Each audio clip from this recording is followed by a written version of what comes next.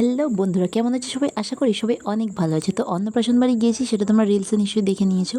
তো সেই অন্নপ্রাশন বাড়ি কী কী মেনু হয়েছিল সেটাই শেয়ার করবো তোমাদের সাথে আজকে। তো প্রথমেই ছিল আলু ভাজা, না ভাত দেয়নি, ভাতটা পরে দিয়েছিল। ঠিক তারপরেই চলে এসেছিলো মাছের মাথা দিয়ে ডাল।